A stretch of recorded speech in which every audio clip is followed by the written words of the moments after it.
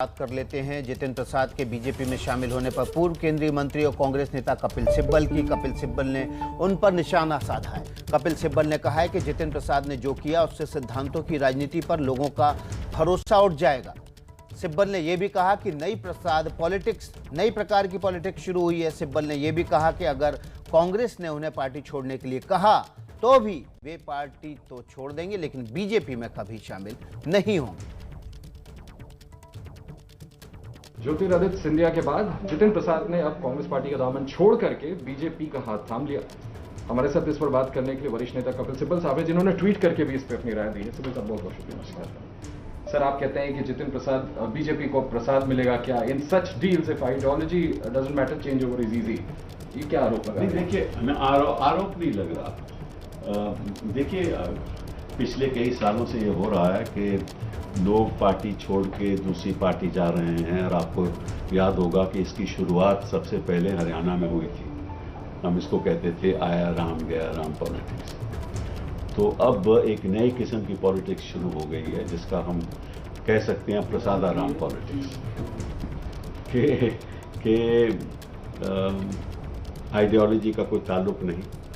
उनकी जो व्यक्तिगत राय है, उनका व्यक्तिगत फैसला है, उस पर मैं टिप्पणी नहीं कर रहा, क्योंकि कोई ऐसी मजबूरी ज़रूर होगी जिसकी वजह से उन्होंने पार्टी छोड़ी।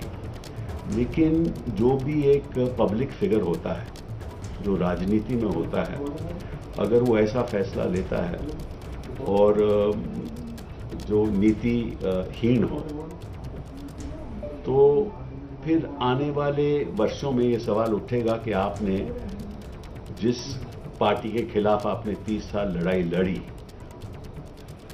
उसमें क्यों आप जाके शामिल हो गए?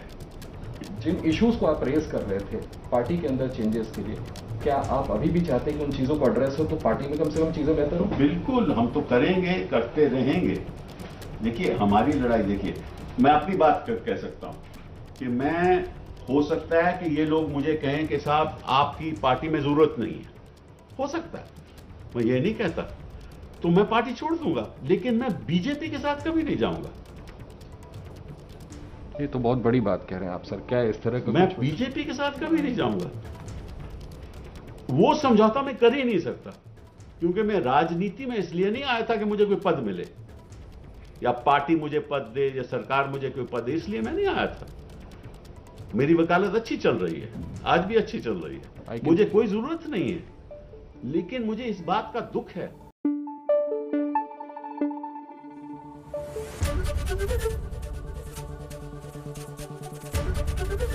एबीपी न्यूज आपको रखे आगे।